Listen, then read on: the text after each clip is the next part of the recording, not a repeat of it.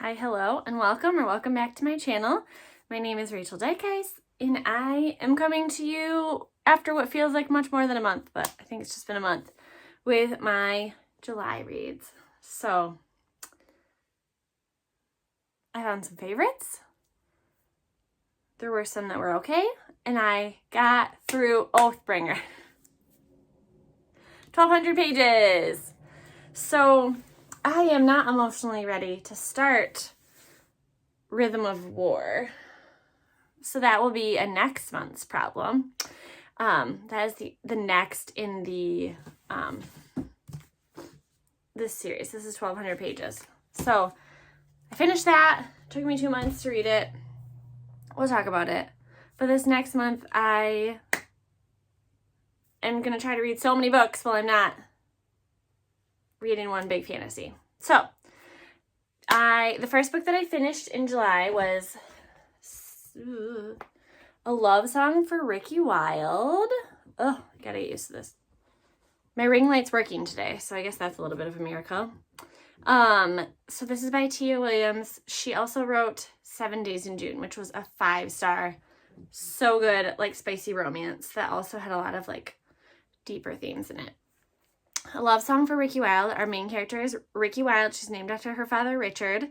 And she just wants to go like outside the family business and like live her own life. And she comes into contact with someone and they like instantly fall in love, but like shouldn't be together. So what is it called? There's like some magical, I don't want to like give it away because it's a good story. So there's like a speculative element to it. Something like magical about it, a curse. It was very entertaining. The audiobook was really good. I gave it 4 stars. I don't feel like it was as good as 7 Days in June, but I also felt like it was very good. So that was a solid start to the month. And then I listened to Poverty by America by Matthew Desmond. This was very eye-opening. So this is a nonfiction. In it was a lot. Like there were times that I was zone out because it's just a lot of money stuff. But it's just like the explanation of how poverty actually works in America and like the money that we raise to do other things we could actually like cure poverty. There were lots of like proposals of what we should do and how actually middle class and upper class people are the people that take the most handouts from the government, which is wild, but also I believe it. I totally believe it. I feel like as middle class and upper class people, we take money from the government all the time, and it's just like, oh great, a tax break, or like we get this like government stipend or something, and it's just great. It's just money, where there's so much of a stigma when someone of lower class takes money, and shouldn't they have it as much as we have it, if not more? Mabel has decided to take this time to lick her foot. Stop it. The licking all day long makes me so crazy. Okay, so that one I gave it 4 stars. It was good. It wasn't like so deep that if you're not like financially minded, you can't understand it, because I'm not financially minded. And then I read a book that I have to say would never have read based on its cover, and I don't know why exactly. I hate this cover. I think her eyes are creepy. I don't know. Fatington Blood. This was my March book of the month. This is a Viking romantasy. 5 stars. And it's the first of a series. So it's a Fatington Blood. It's the Saga of the Unfated Book 1 by Danielle Jensen. This book was so good. Like, this was one that I felt like I was reading slowly because I did not want it to stop. I loved it. Like, the lore of the gods, the dynamics, Vikings. I'm also, thankfully another season of Vikings Valhalla came out, so I'm kind of scratching the itch of the Vikings that way. Cannot wait till this next book comes out. I don't know when it comes out. A little bit sad that I waited so long to read this, but you just never know. I feel like some book of the month just hit different, and this is a good one. This is like a new favorite. I've been recommending this to a lot of people. So if you like mythology, woo, and just like destiny, fate, battles, like the gods like placing their hands on people and giving them special powers. Forbidden love. Oh, it's so good. It's so good. Oh man. The main character's name is Freya, which I love the name Freya. I feel like some people are naming their babies that now. I think of the originals / Vampire Diaries, but just like a good like Norse name. All right. Then I read a little backlogged Killing the Witches by Bill O'Reilly. This is a book that this series I buy for my dad every year. So this is I think this actually might be one of the most recent ones. And I know my dad liked it, but I didn't like it. I liked every other book in this series, and it felt very disjointed to me. So Killing the Witches, it's the horror of Salem, Massachusetts. But the story of Salem ends here.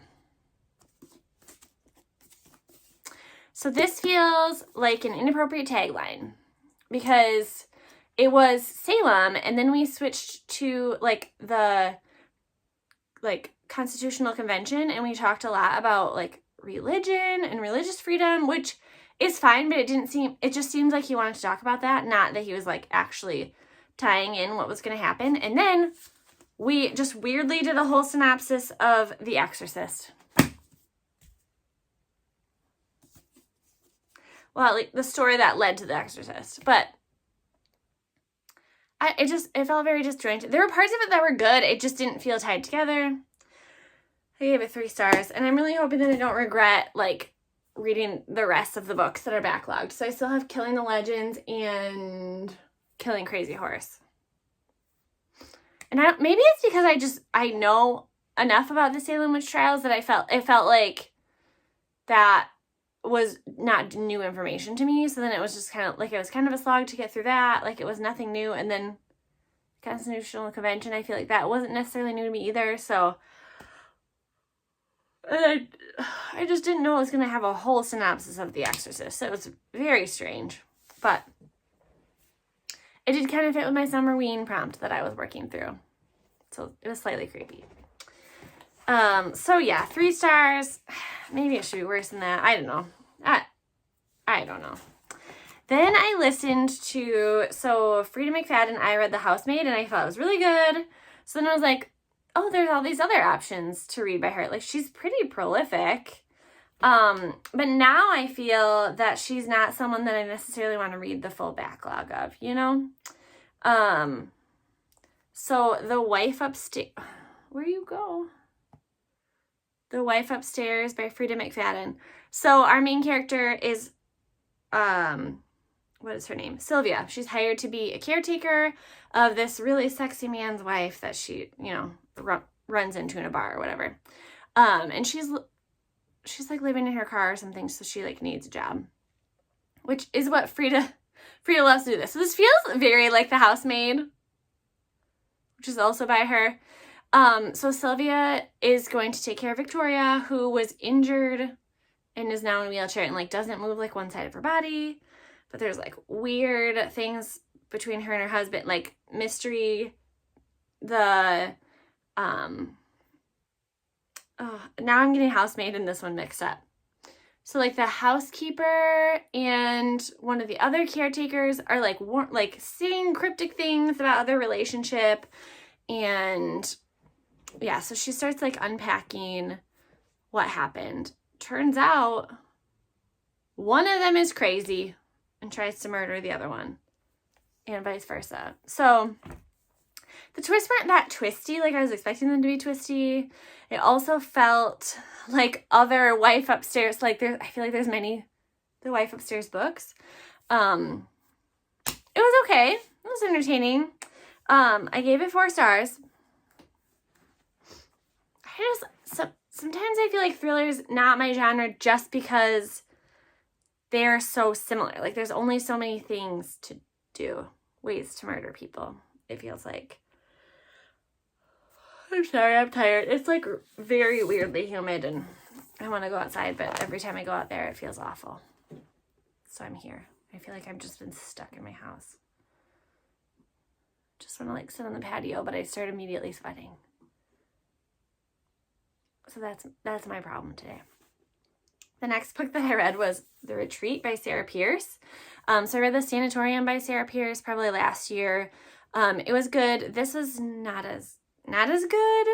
So I don't know that I would read another one in this series. The first, I feel like, and maybe it was like the time and place that I read it. Our main character is like on like a work leave as a cop, like something traumatic happened to her, and so in the first book, and then she goes to the sanatorium that became a boutique hotel that her brother was helping to run, and then bodies start showing up, and there's an avalanche, and they're stuck on the mountain. So that was like, I feel like it was very atmospheric, and I liked it, and it was kind of like spooky.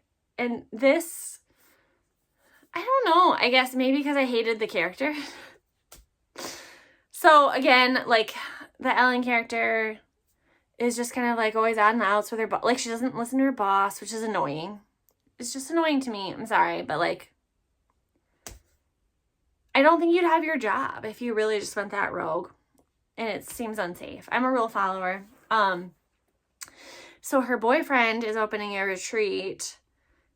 Well, her boyfriend, did the architecture for a retreat that like used to, like had a lot of bad things happen on this island, and guess what? In the grand opening, other bad things happen and bodies start to show up. So again, it was like, it kept me turning the page, but not quite as like atmospheric as the last one. I still give it 4 stars. This would probably be like maybe like a 3.5 stars. It was okay. I gave it 4 stars. I guess I liked it better. There were a lot of different stories. Then they did all tie together. So that was nice. But yeah. All right. And then I listened to a book that had been on my list for many moons. But it's like never available in like October when I want to read it. So The Whisper Man by Alex North. So I thought that summer would be a good time to read it. Let me try to think of we have an alcoholic cop. We have a dad whose wife died. We have a son who is traumatized by his mom dying, and he like sees people, like ghosts. He like talks to ghosts. He has imaginary friends. So he's having a hard time in school, and so the dad like moves him. And then, so a year ago, a child went missing. Another child goes missing. They're looking for this child. And then a body is found in this family's house that they just moved to. So there's like a lot of different mysteries. The Whisper Man is like almost like a nursery rhyme that they tell. It's like, close your windows or the Whisper Man will get you. It was creepy. It was. I gave it 4 stars. It tied together. It was creepy. What more is there to say, I guess? I don't know. Sorry, I feel like these book reviews are bad. All right. History of Wild Places. This is back into one of my favorite genres, speculative. So creepy. A little bit creepy, a little bit magical. So A History of Wild Places. I feel like this has been on my list for a while, and then it was a book of the month book for December of 2021, and I just did it as an add-on in one of my boxes. So I haven't had this since 21, but I've wanted to read it since 21. So Shay Earnshaw writes just creepy books. Like, love them. Let's see if we have a list of her other books. So Winterwood and The Wicked Deep. So I've read the other two, and they're just like dark woods, you know? Like, the woods are magic, but maybe they will hurt you and maybe they'll help you. That's the vibe. So our main character goes into the woods trying to find something. Like, he has the ability to like touch items and see memories from them. And he's going into the woods to try to find a woman who's been missing for 5 years. So we get like that perspective, and then all of a sudden we have 3 other perspectives, and we are living in basically not like a cult, because I don't feel like there's a religion, but we are living deep in the woods in a place that's like cut off from society. You're not allowed to leave the barrier, which is like a tree barrier. If you do, you will get sick. These people like live in this awful fear of this sickness that they think the trees breed. And I just feel like it was done very cleverly. So it's like, where did the woman go from 5 years ago? Where did the man go that went to look for her? Who's in charge? Why are we spreading these lies? Are they lies? Lots of mystery. Why are we cut off from society? I thought it was entertaining. So, yeah. I gave it 4.5 stars. So, yeah, not like a perfect book, but this was very entertaining. It was delightfully creepy. And, just mind games with people. Like, cults and, not convents, communes. They're creepy. Like, the groupthink is creepy. And what people will do out of fear. Scary. So, History of Wild Places by Shay Earnshaw. Then, okay, so I love Heather Gudenkauf. I have liked her since The Weight of Silence. Years ago, like probably 2000-ish. And I feel like the remake decided to be done. That's fun. Okay. Oh. If we push different buttons, we could... I don't know if that's good or not. Anyway, so Everyone is Watching by Heather Gudenkauf is her latest one. So this is a reality show. So we have our main character who is struggling. Her daughter has CF and needs CF? Yeah, cystic fibrosis. So she needs lots of medical care. Her husband ran off with someone, so she can't afford her life. And she's offered to be on this reality show where you can win millions of dollars. And when she shows up, there's someone that she has history with there, and then another famous politician and another woman. And so they don't some of them know each other. It's weird vibes. Everyone's keeping secrets. One of the producers locks the executive producer in a cellar. There's lots of drama all around. And so they have to do these challenges, and in the challenges there's clues, but there's also weird, you can just tell that someone is out to get these people. So throughout the show we find out how these people are related. I feel like I can't give the rest away, but it gets dangerous. The opening scene in the book is pretty, it just gets you started. Because a gun is introduced into one of the challenges, and people are willing to do whatever it takes to win the money. And it's all broadcast at different times of day, so it's a live stream. So you just sign up for alerts, and then at 1 a.m. or whenever they want to live stream it, they just do it. And so you either see it or you don't. Wild. So I gave that one 4 stars. It was interesting. Then I read another Kate Alice Marshall book.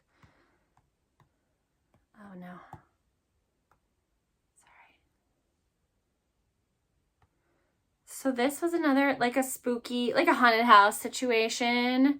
So these fleeting shadows, our main character is Helen. Her mom took her away from her ancestral home and away from the family. So they go back for her grandfather's funeral. And while they're there, they find out that she is inheriting everything as long as she stays on the grounds for a year. And then spooky things start happening. So this house, it's not haunted. Every time she says that, they're there are no ghosts. There are no ghosts.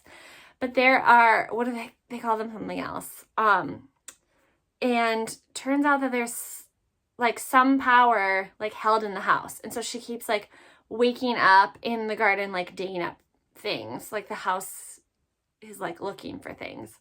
I do feel it very intelligently laid out what was happening, and it was creepy and yeah, like people that were willing to like sacrifice children for power, you know? So that was a good one. So that was 4 stars. I gave a lot of 4 stars. And as you can tell by my facial expressions, some of them are not really 4 stars. They were like 3.5. But this one I remember fondly. It was creepy and I liked to listen to it. Then I listened to the most recent Lauren Graham book. So Lauren Graham is Lorelai and the Gilmore Girls, and I love Gilmore Girls. So she occasionally like writes a book. So Have I Told You This Already by Lauren Graham. It's her recent, it was like 4-hour audiobook, so it didn't feel like it was necessarily time wasted, but it did feel like this was a book that didn't need to be written. So I thought Talking as Fast as I Can, I think that was the one that talked the most about like Gilmore Girls, and it was kind of like the memoir of like Time on Gilmore Girls and Parenthood, which are 2 really amazing shows. And this one she talks like a little bit about like Mighty Ducks, but for the most part they're just like little stories, and I feel like some of them I've heard already, or like her take on things, and like being an actress and now being old and technology.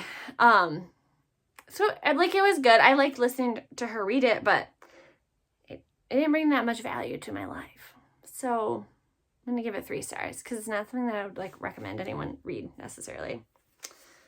All right, this doozy, Oathbringer by Brandon Sanderson. So this is 1,200 pages, and I'm not saying that you could like cut 1,000 of these pages out because there's world building, but the 200 pages at the end were the best part.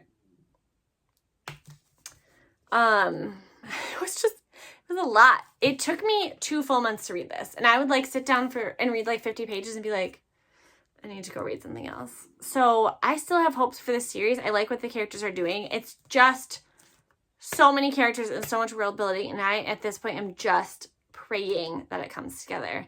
I do feel like this is like very much a 3rd book, right? Like your first book, you have to like get drawn in. The second book was, I think, better. Yeah. This book just, hopefully this gets us somewhere. I gave it 3 stars. I'm sorry. I just can't in good conscience call it 4 because really not that much happened in here, I don't think. I'm sure it did, but we talked way too much about it and like the clothes they were wearing.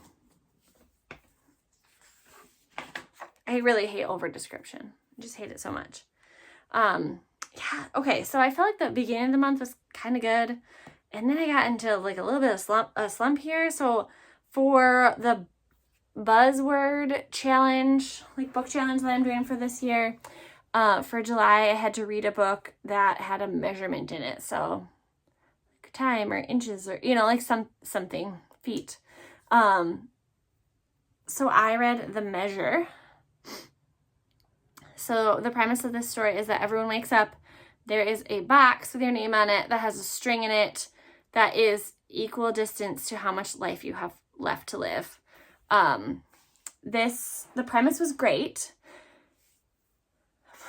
I just got really bored with the kid. Like it just went on too long. Like we like met the characters and then I feel like we time jumped and it just felt like didn't feel like there was much like redemption in it. It did a lot of dragging. So we dealt with like stereotypes of like long life, short life. Like if you have a short string, should you be allowed to run for presidential office? If you have a short string, should you be allowed to like drive a car, teach, like all these things, like if we know that you're maybe gonna die. And then like long stringers are like, yeah, but also like we can put them into harm's way. So like long stringers can be in the army because we know they're gonna live.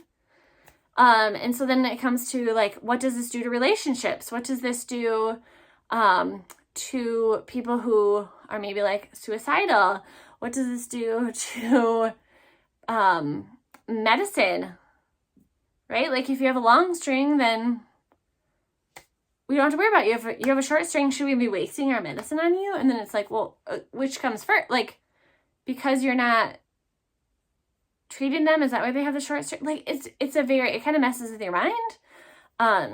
So lots of like prejudice towards short stringers, and like, should you get in a relationship with a short stringer? Is it worth it?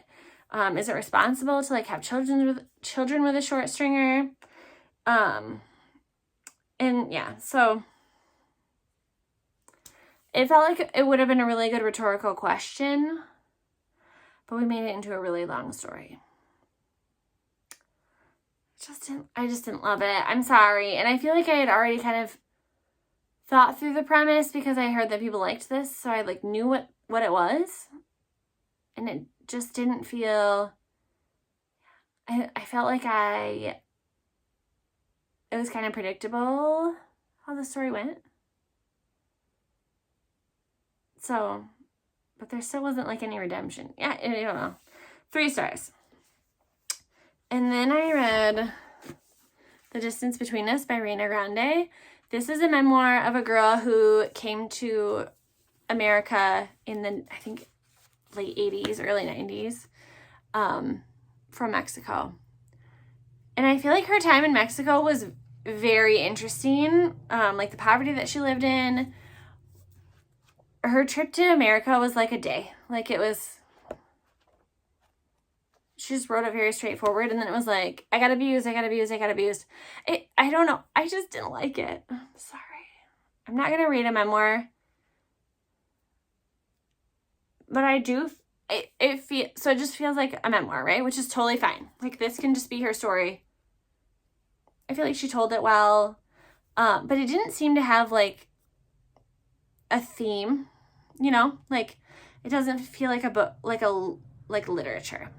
Like it doesn't feel like this adds to my life or gives a perspective or speaks for a group of people. Like she just told her story.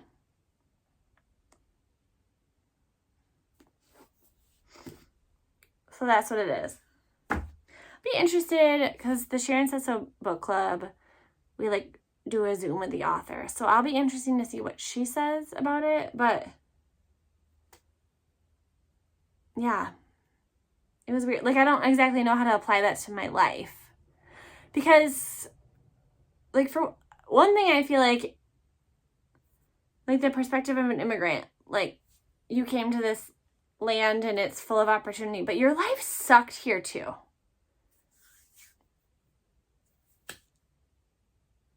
It did.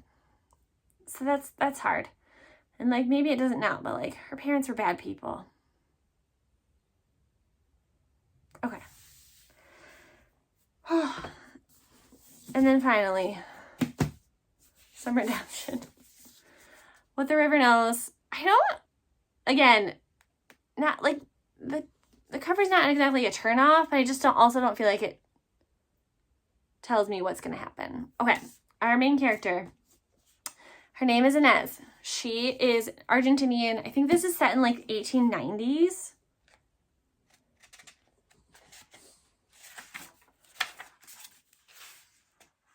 Uh, 1884. So she lives in Argentina. Her parents live in Egypt 6 months of the year, and they do like archaeological finds with her uncle. So they're like on digs. She doesn't know them that well. And well, she finds out. So she gets a letter that her parents are gone. She decides, I'm going to Egypt. You can't stop me now. So she gets in a boat, goes to Egypt. When she gets there, she like cons her way into being part of this archaeological dig. There's some like slight magic involved, which was delightful. There is a handsome man that she has a love-hate relationship with. And there's a lot of mystery and intrigue, and there's some murder. So trying to figure out like where her parents went, because the last they were seen, they were gone in the desert. Are they alive? Are they not? Who's good people and who's bad people?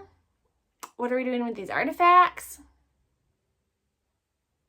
Does Cleopatra know magic? Can they find Cleopatra? And then it ends in a huge cliffhanger. It was so good. Gave it 5 stars. I loved it. This was, again, like, I got really into it and then slowed down my reading because I wanted it to last a long time. I listened to the book Black Cake, so I had no idea what I was getting into when I opened this book. I had no idea what Black Cake was. So Black Cake is apparently it's like a rum cake that like comes from, so it's not native to the West Indies, or like formerly known as the West Indies, because it was like brought by the colonizers, but it was something that they have adopted so strongly that they consider it to be island food. So this book is by Charmaine Wilkerson. I listened to it. It was a very good audiobook. So our main character so Mama dies, and she leaves like an audio file of her basically confessing about the fact that she's been going by a different identity for almost all of her life. Or at least like, I think 18 years old, she like assumes a new identity. And she's like tied up in a bunch of secrets. So she never told her children. There's also another child out there that her children don't know about. So this is her son Byron and her daughter Benny who are hearing about this. And so it's like flashes back and is telling stories, and then then we kind of flash back and forth into like current day. It's very interesting. I thought it was a very well told story. This to me, even though this is maybe not a true story, it was a better like immigration story than the real one, you know? So yeah, lots about like identity and family history. I gave it 4 stars. It was good. I'm just not a big like fiction person. Yeah, I wish there was more magic in it. You know what I mean? So it probably wasn't ever going to get a 5-star, but it was good, and the audiobook was good.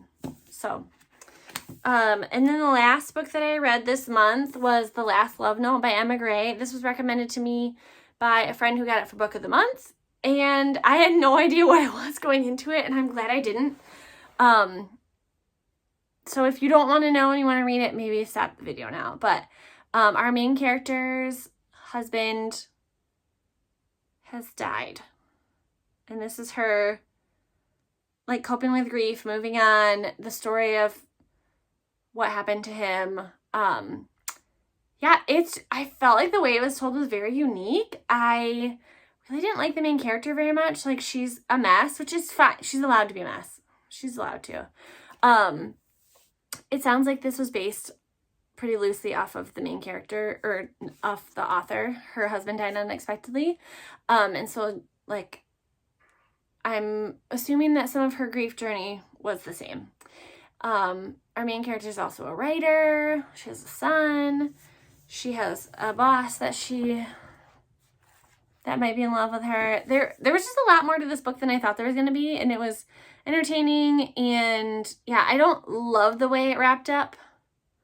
Wish we had like committed to something different instead of the twist that happened in the end. But it was still very enjoyable. It was good. I cried throughout it because it does make it feel like you feel her grief. It is so sad. And yeah, so I gave that one 4 stars.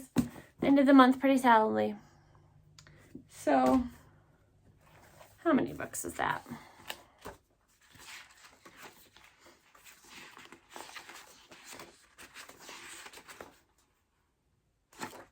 $17? I think that was 17 books. So yeah, I hope to read more this month. So I'm reading 4 right now. I have quite the pile of books that I'm excited to read. I want to get like all the summary, like romance ones done, because summer's like 6 or 7 months away again. And I really feel like any other genre you can read all the time, like spooky and like historical and all that. Like I feel like I can read that year round, but like some of the like really fluffy romance, I just love to read that in the summer. So I'm gonna try to finish up those books. So I have this jar of Post-it notes that I will be pulling out of. So I did this for July as well. It was so fun. So I have different things in here. So green are like new hairstyles to try. Yellow are workouts. And then the pink, I think the pink are books. or pink is, let me look. Pink are books. And orange is like food I have in the freezer that I need to eat. So I thought that maybe I would blog like a week or two of me like choosing things out of the jar. So yeah, like hairstyles, workouts, books. So I took all the books that I want to read for the month and I just wrote them on the pink slips. So when I finish, so I'm doing the tandem read right now for Throne of Glass. So those 2 books, I just started them today. I will probably finish Part of Your World today. That was like a leftover from July. And then I have an audiobook that I'm reading. So the audiobooks I don't have in here because audiobooks are kind of like whatever becomes available, whatever Hoopla has. So the pink are books that I own that I want to read. And it's a good pile. It's so good. So I'm excited. I'm going to try to get through as much of this as I can. It just makes it a little bit more fun. And then I do think I put one Post-it in here that was like, you choose. So like if I get it, I get to pick whatever book I want. Yeah, so I'm hoping to choose another one because I think I'll do the tandem read and like read another book alongside it just because, I don't know. When I'm reading fantasy, I like to have another book. So that's the month. That's what's coming for you in August. And yeah, let me know if you want to, I guess, watch me vlog. I'll do it and see what the response is, I guess, because who knows? Might be fun. Anyway, see you next month.